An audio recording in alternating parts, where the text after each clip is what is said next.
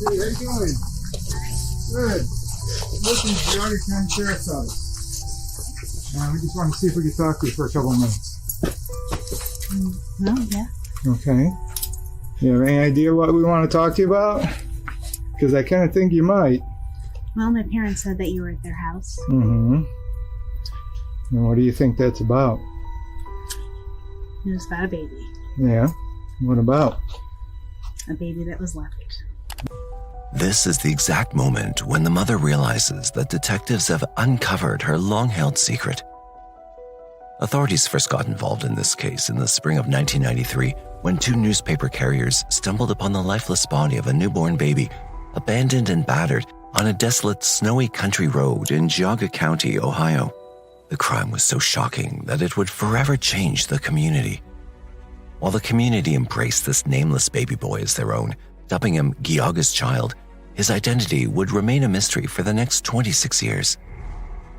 A combination of new technology and old-fashioned police work would lead them to a breakthrough and ultimately to the home of Gail Eastwood Ritchie. Detectives anticipated solving one of the biggest cold cases in the region, but they were in for a few unforeseen surprises. As secrets from the past emerged into the light, the truth was difficult to comprehend. So what truly transpired? And how was this long-standing case ultimately resolved? On the morning of March 25, 1993, Cheryl Jenkins and Wendy Sweeney were out delivering papers along Sidley Road in Thompson Township in Geauga County, Ohio. It was a quiet countryside surrounded by woods, making it an ideal spot to dump something without attracting too much attention. As they cruised by, they initially mistook something on the roadside for a doll. Curiosity piqued, they circled back only to realize it wasn't a doll at all. It was a human baby. The sight sent chills down their spines, and they wasted no time dialing the police. You know, when I got there, it was obvious that this is a newborn baby that's laying in the middle of the road. It looked like there was a tire track over it, like somebody had driven down the road and actually it over. The infant boy's tiny body was put into a garbage bag.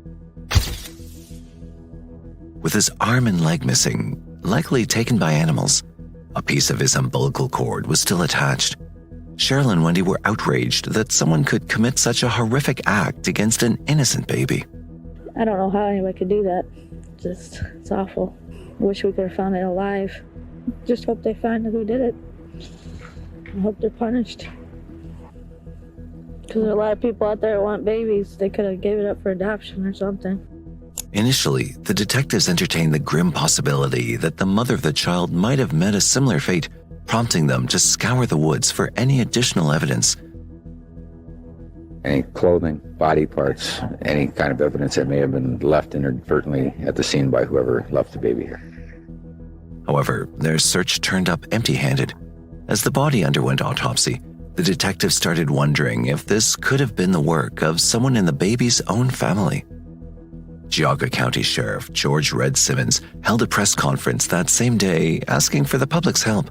We have determined that the infant was Caucasian, that the infant was less than 6 months old, and that had been in the elements at least 12 hours. He pleaded for anyone with relevant information to step up and help identify the baby boy. It was a desperate plea to shed light on the heartbreaking case and bring justice to the innocent victim. The first thing got to me when I looked at it, I said, why? How? We wanted to know, was the child alive? Did it breathe any air, or was it born dead? The autopsy reports brought forth even more heart-wrenching details. It was determined that the child was between 1 and 3 days old. Using a standard test of floating a lung in water, the coroner concluded that the baby had been born alive. However, despite thorough investigation, they couldn't determine the exact cause of death.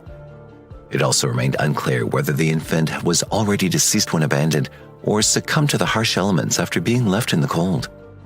The news of the infant's tragic fate gripped the hearts of people across Northeast Ohio. Despite not knowing the child personally, the community was devastated by the suspicion that he'd been abandoned and possibly harmed by his own family. Their sole desire was for justice to be served. Meanwhile, law enforcement tirelessly pursued any lead that could help identify the infant. The Geauga County Sheriff's Office made a heartfelt appeal to the child's mother, offering support and guidance to prevent further harm, but sadly, no one came forward. Deputies went door to door, interviewing residents in the area. Police agencies statewide were contacted to check for any reports of missing infants. Additionally, hospitals were contacted to obtain lists of births in the past 3 months across multiple counties. But the origin of the boy remained a mystery. Additionally, a tip line was established and flyers were distributed in hopes of garnering information. The efforts paid off as numerous calls poured in, including 2 from bus drivers who recalled seeing something unusual on their routes the morning the baby was found.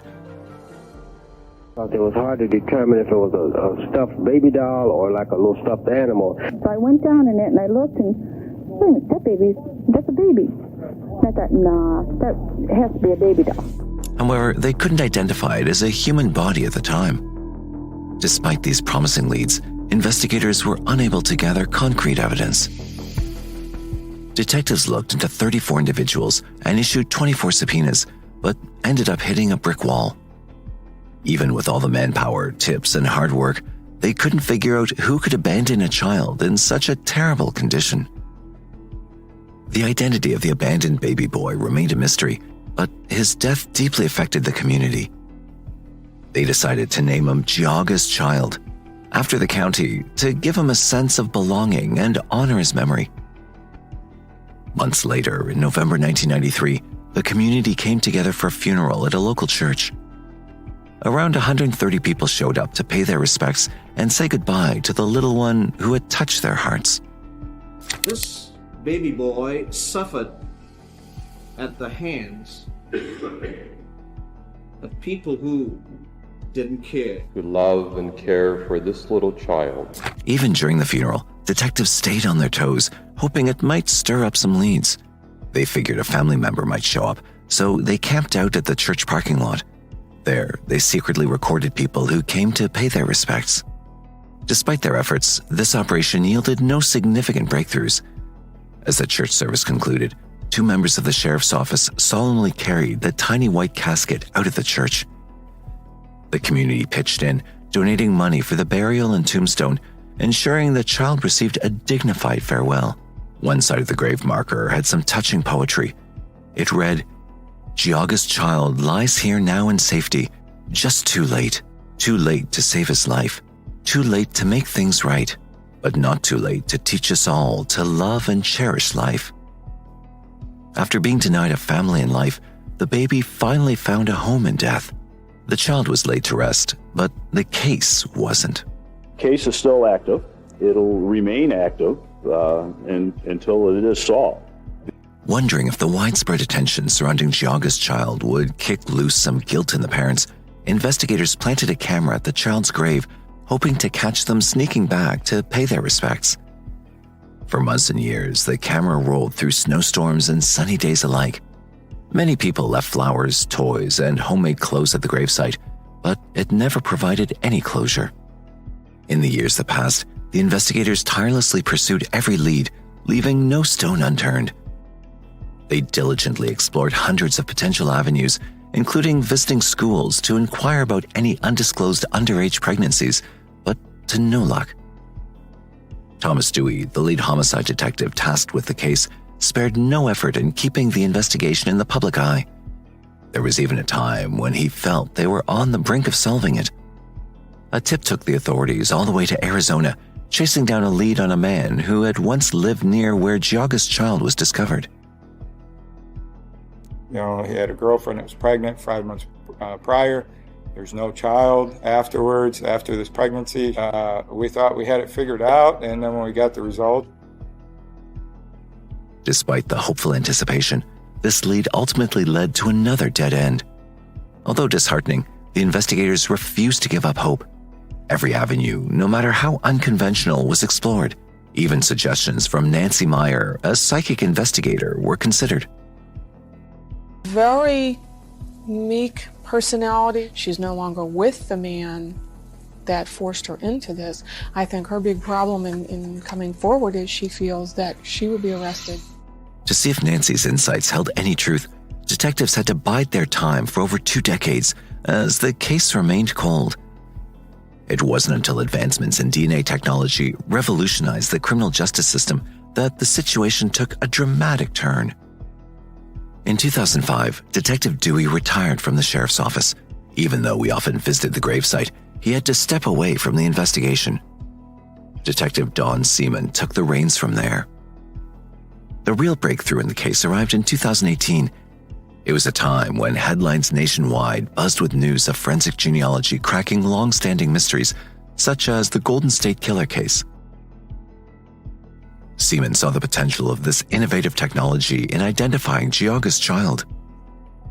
So I approached our sheriff and the prosecutor with the thought of hopefully trying this new investigative technique. And his big ask was, he says, listen, I think this is going to cost $5,000 and I'd like you and the sheriff to split it. We've got another idea. It's worth a try. You know, what the heck? Let's do it. Let's spend the money. Let's get the DNA profile. Let's see if we get anything out of this. So in September 2018, the process for submitting the preserved DNA began. The Geauga County Medical Examiner's Office had kept tooth buds, DNA from those tooth buds from the baby, and that DNA was suitable for comparison.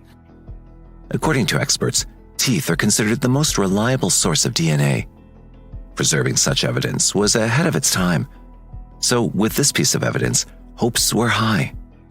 Additionally, investigators had a vital piece of information from the DNA analysis that could potentially narrow down their search. The baby was determined to be of Middle Eastern descent, possibly Lebanese. However, pinpointing the baby's parents proved to be no easy feat. About a month later, they encountered another setback. The lab they partnered with hit a roadblock. They couldn't locate sufficient close relatives to advance the investigation. The hits that would come up initially were very distant, like 3rd to 4th generation cousins. So the Geauga County Sheriff's Department had to delve deeper on its own. They decided to take a bold step and submitted the baby's DNA to GEDmatch, popular among individuals interested in tracing their ancestry. After months of tireless investigation, Detective Seaman and his team painstakingly constructed a family tree comprising over 1,400 individuals to trace the parents of Geauga's child. These individuals hailed from various corners of the globe, spanning different countries. They were identified based on the DNA samples they'd previously voluntarily provided to the online database.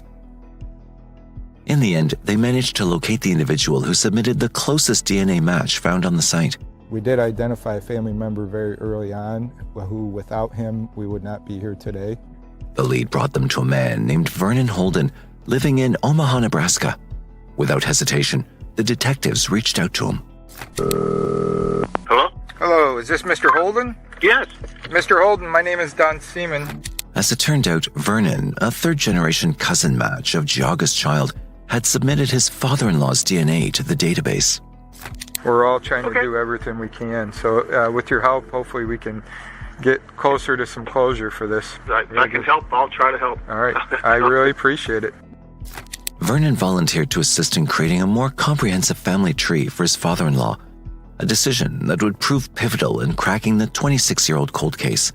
However, before this could occur, the investigation needed to progress further with the leads generated from the family tree. Several new potential suspects were interviewed as a result, each bringing the investigation one step closer to uncovering the truth. One particular clue led them back to Sidley Road, where Geauga's child was discovered. An extended family member recalled visiting her uncle and his pregnant girlfriend at that location for Thanksgiving in November 1992. Strangely, the baby was never born, and she never heard anything more about it thereafter. We got some DNA out of the trash, and he had a girlfriend that was pregnant at the time, no baby, and he was not the father. Another time that we thought we had it figured out, and we just didn't. Despite the failures, detectives remained patient, confident that with each passing day, they were edging closer to solving the mystery. In early 2019, they finally figured out that Geauga's child was the grandchild of one of 10 siblings, but they hadn't matched the baby to anyone yet. there was only one living sibling, Harvey Eastwood, who lived in Lyndhurst, Ohio, about 30 miles from Geauga County. The tricky part was, he was adopted. Despite the slim chances, detectives decided to pay him a visit. Yes, sir. Hello, are you Harvey? Yes, I am. Harvey, my name is Don Seaman. I'm a detective with Geauga County Sheriff's Office. Just wanted to see if you'd be willing to talk to us. Harvey had 2 daughters, neither of whom were from the area. In fact, he didn't even know where Geauga County was. So the detectives didn't think Geauga's child would be linked to him. After chatting with Harvey for about an hour, as they were getting ready to leave, Harvey dropped a bombshell. He mentioned that his children and grandchildren met their spouses at a camp. Where was that at? At Camp Koinonia. What's it called? Camp Koinonia. The investigators hadn't heard of Camp Koinonia, so they looked it up. Turns out it was just a mile away from where the baby was found. They asked Harvey if any of his daughters had dated a man of foreign descent. Your son-in-laws, do they have any foreign descent? Oh, Mark has Lebanese descendants. Mark Ritchie was the husband of Harvey's older daughter, Gail. Gail was 49 at the time, happily married, and had 3 grown children of her own. The detectives were left stunned by this revelation. Unsure of how to proceed, they decided to collect DNA samples from Harvey and his wife Nancy. When the results came back a few days later, they received confirmation. Harvey and Nancy were indeed the grandparents of Geauga's child, a baby they never even knew existed. After 26 years, the identity of the parents of Geauga's child was finally uncovered. But the last knot of this tangled web of a murder mystery was yet to be unraveled. The time had come for detectives to pay a visit to Gail at her residence in Euclid, Ohio. And on May 21st, 2019, they finally did. So we had kind of set up outside her house early in the morning. We saw her husband leave and go to work, Mark. We had set up a hidden camera in a coffee cup so we could record as we approached her. Gail was in her garage getting ready to leave for work as the investigators approached her. Yeah. Hey, how you doing? Good. Listen, Geauga County Sheriff's Office. We just want to see if we can talk to you for a couple of minutes. Oh, yeah. Okay. You have any idea what we want to talk to you about? Because I kind of think you might. Well, my parents said that you were at their house. Mm-hmm. And what do you think that's about? It was about a baby. Yeah. What about? A baby that was left. Mm-hmm. This was finally the moment Geauga County detectives had been waiting for almost 3 decades. Despite their anticipation, they gave Gail the benefit of the doubt, allowing her to share her side of the story. We don't know what was going on at the time. We don't want to speculate either, okay? So I don't think you want us to speculate. We're not here to arrest you, okay? We are here to take your DNA, okay? And we would like for you to tell us your side of the story, because we'd like to know. As of right now, you're not under arrest. You're not going to be arrested today. But we want to know what was going on. I think after 26 years, it's time. Although Gail's facial expression suggested she might prefer to avoid the conversation altogether, the detectives reassured her that she was not in trouble. Eventually, she decided to reveal the secret she'd been hiding from the world for a long time. But before delving into the conversation, investigators needed to confirm definitively that Gail was indeed the mother of Geauga's child, despite her own words suggesting as much. Well, what we'd like to do is get your DNA, okay? And then we would like for you to come back to our sheriff's office so that we can talk. You're not being arrested. The investigators were taken aback by Gail's calm and composed demeanor. Unlike what they'd expected, she didn't appear scared or shed any tears, which most people would do in such a situation. It was crucial for them to understand how Geauga's child ended up abandoned on the side of the road. Did someone coerce Gail into this action, or was it her own choice? And most importantly, why did it happen? To get all these answers, once DNA swabs were collected, Gail was brought to the Geauga County Sheriff's Office for questioning. You're not under arrest, okay. And We would like to get your side of the story, though. Obviously you had indicated that your parents had told you that we had been out, so I'm sure that you had kind of knew that this day was coming, that we were going to be coming out to talk to you. Gail confessed to abandoning the baby and provided more details about the incident. She revealed that in the summer of 1992, at the age of 22, she was living with her parents and younger sister while dating her future husband, Mark Ritchie, who was a few years older than her. I did not know I was pregnant. During that summer, she became pregnant with Mark's child, but she didn't realize it until about 3 months before giving birth. At the time, I still had my menstrual cycles. And then my menstrual cycles ended up stopping. Okay. I want to say about 3 months before the baby was actually born. Okay. And I honestly do not remember the date or the day when the baby was born. I do know it was in winter. Despite discovering her pregnancy, Gail chose not to seek help and kept it a secret from everyone, her family, church friends, and even Mark. She mentioned that her weight, which was over 200 pounds, made it easy for her to conceal the pregnancy. But you hadn't told anybody? I had not. No one knew. Gail continued her confession, recalling a day in March 1993 when she was at home in Shaker Heights, where she worked as a full-time nanny. Feeling unwell and alone while waiting for the children to return from school, she suddenly felt the urge to push. The next thing I knew, I was giving birth to a baby in the toilet. Confused and overwhelmed, Gail admitted she didn't know what to do, and the only option she saw was to dispose of the baby. I didn't know what to do. The only thing I could think of was to put the baby in a bag. After placing the infant in a bag, she cleaned the bathroom to cover her tracks and placed the baby in the trunk of her car. She then went on with the rest of her day, caring for the children before returning home. Several days later, possibly a week, Gail, with the baby still in her trunk, attended a church youth group outing at Camp Koinonia. From there, she drove a few miles to Thompson Township, where she ultimately abandoned the baby. I got in my car and just drove. I don't know where I ended up. And I just ended up stopping on a road. I don't know which road. And I took the bag out of the trunk. And I laid it in the woods. Gail couldn't remember how far she'd ventured into the woods to abandon her child. Was anybody with you in the car? No, I was by myself.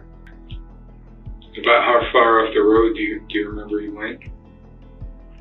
Like with the bag, like how far from the roadway you would have went? Or was there anything specific by there? I remember stopping on the road. There was a lot of snow. I do remember a lot of snow. And I walked in as far as I could, and I left the back. Detectives then confronted her with information from the coroner's report, suggesting that her baby was born alive. And there had to be some type of screaming or something that you heard or saw. It seemed evident that Gail may have always intended to abandon the baby. I mean, did you intend on having the baby, or, I mean, what were your intentions? Should have kind of come unexpectedly that day, but it sounds like you had made your mind up that, you weren't in the right spot at the time, you weren't telling anybody, this was kind of what you were planning on doing, for lack of better words. I suppose. Perhaps the saddest aspect of this ordeal was that after abandoning her newborn, she never looked back and simply carried on with her life. Now getting back to, you said you were at this family's house in Shaker Heights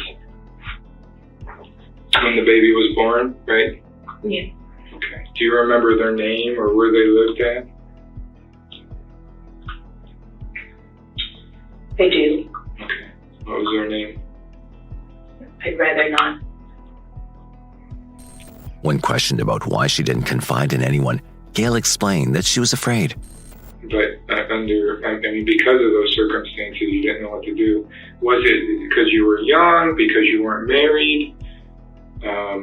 You're afraid to tell your parents. I understand you're Baptist. I was definitely afraid to tell my parents. My father was very adamant about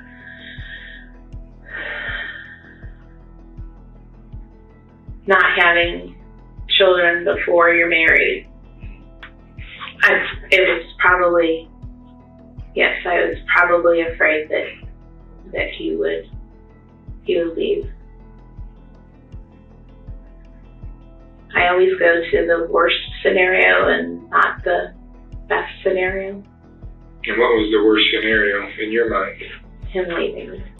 Investigators were curious about how clueless Mark was, especially given that Gail saw getting rid of the baby as the only way to keep her man. While Gail's interrogation continued at the Geauga County Sheriff's Office, other investigators visited Mark at his home. At that point, he had no inkling of what was happening with his wife. How you doing, sir? We're detectives with the Geauga County Sheriff's Office. Okay. We just have to talk to you about some stuff. My other partner and I, we've been, for the last year, like I said, we've been trying to identify this baby in the family. So, obviously, from 1993, we've had DNA. We get DNA, we try it, no good. And eventually, we just ran out of places to go. They walked him through their investigation and explained how the family tree led them to Gail and Mark. Today, we met with Gail, and Gail said that our detectives that she's talked to today are the only two she's ever talked to about birthing a child in Shaker Heights, putting it into a garbage bag, and driving it to Geauga County. So my wife said this? Mm-hmm. So that's news to me. At some point in June of 1992, or roundabouts, you guys got together and had, she got pregnant. And for whatever reason, she kept it from you. And in March of 1993, she gave birth to that baby.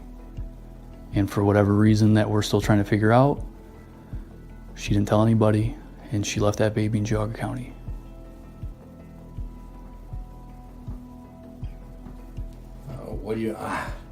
Wow. I don't know what to say. After almost an hour of conversation, convinced of Mark's genuine shock and his lack of involvement in the murder of Geauga's child, detectives departed the house. However, the most significant revelation from Mark was that he was aware of one of Gail's pregnancies. Shockingly, he claimed it occurred before 1993, before Geauga's child was born. Mark revealed that Gail later informed him that she had experienced a miscarriage. This raised questions. Was Gail hiding more secrets? Was Geauga's child not her only abandoned child? While Gail remained under interrogation, it was time for the detectives to be blunt with her. They reminded her that her DNA would be entered into CODIS, the national database for storing and comparing DNA profiles from various sources. This was her final opportunity to come clean about anything she'd kept hidden. But and I know this isn't the only time. That there's more times that this has happened.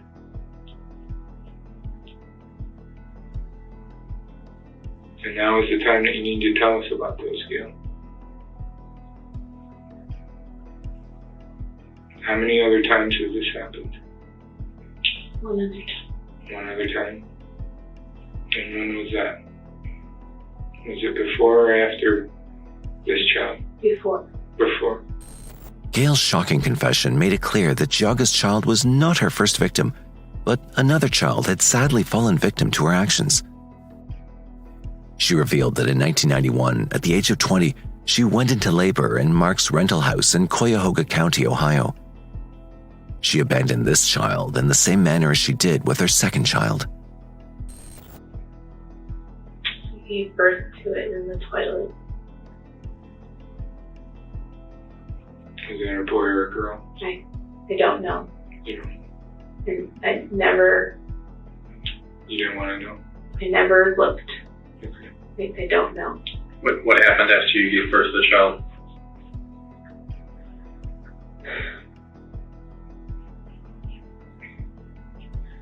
I did the same thing.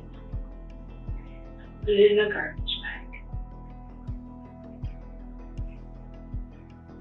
And what did you do with the garbage bag?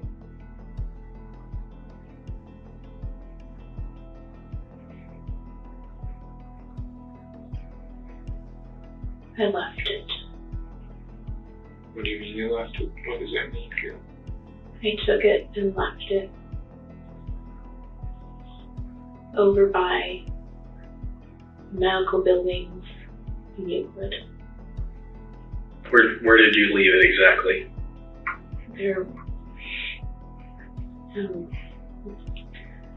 There's a road called Brush Road. Goes up behind very tall medical buildings that are there. And I just left it over in the tall grass. Kind of like field area you left in the tall grass? Yeah. What time of year was this?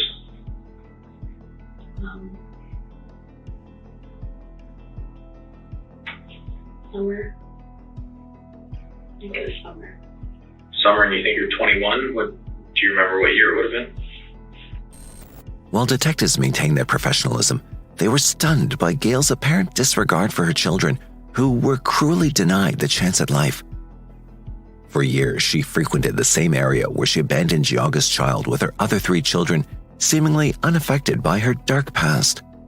Gail's confession was crucial for the authorities.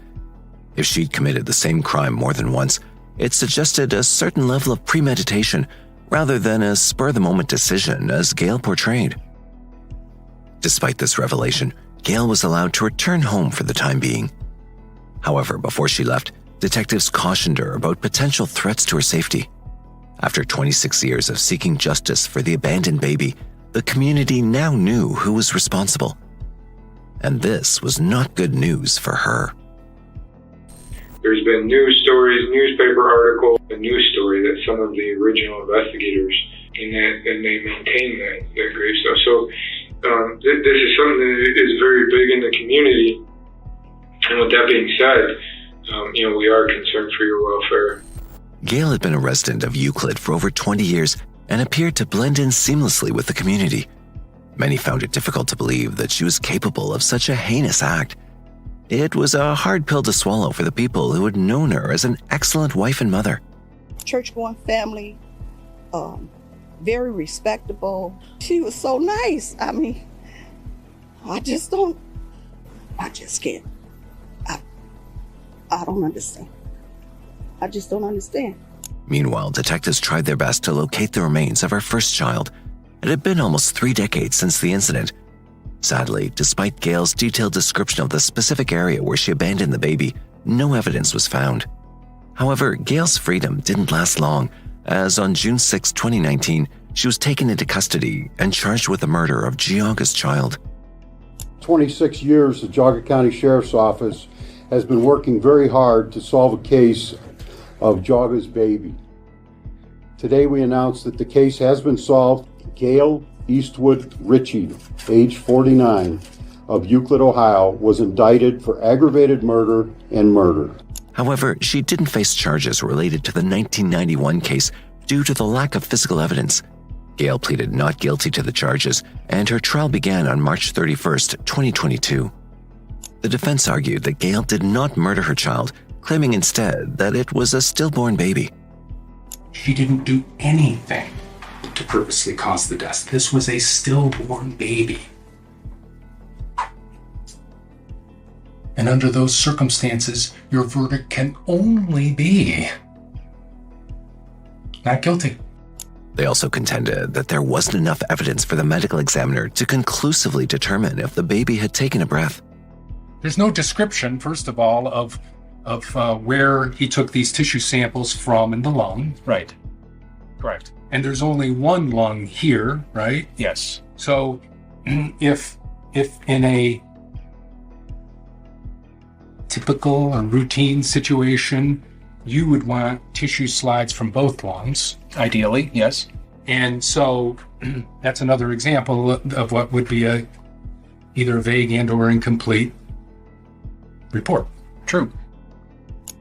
They even brought up Gail's difficult home life, citing her claim during interrogation that she'd been verbally abused by her father. The defense argued that Gail's decision to abandon the baby stemmed from extreme fear and low self-esteem. It was a very cold household.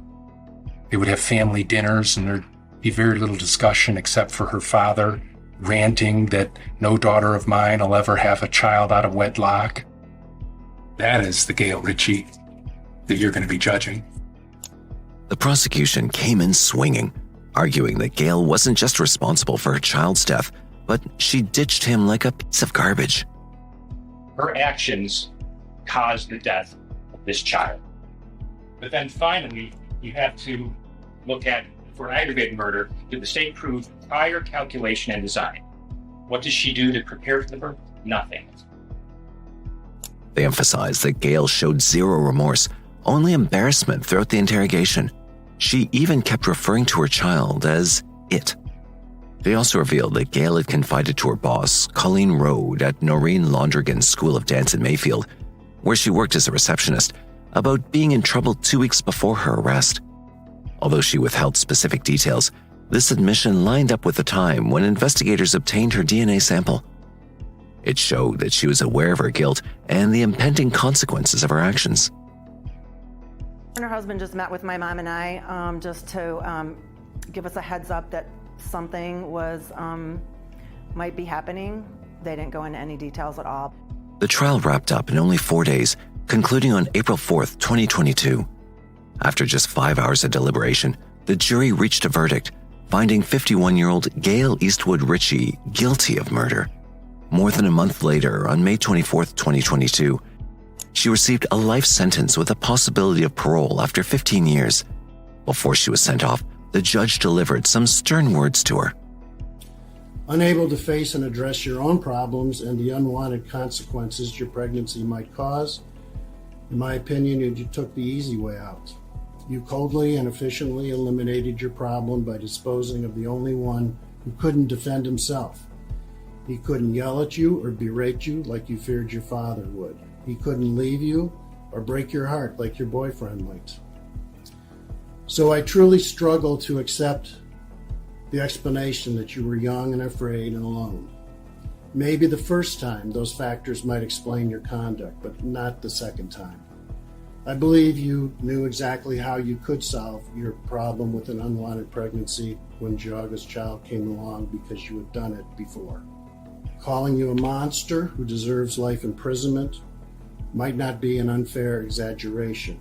What I know is this: your wrongful efforts to conceal what happened in February 1993 did buy you 29 years of normal life where you got the chance to get married, raise children, and do some good works.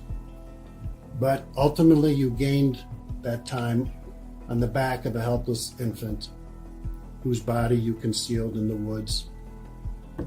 Ironically, Geauga's child did more for you than you ever did for him, probably. In the end, even though Geauga's child finally received justice, the wounds in the community will never fully heal.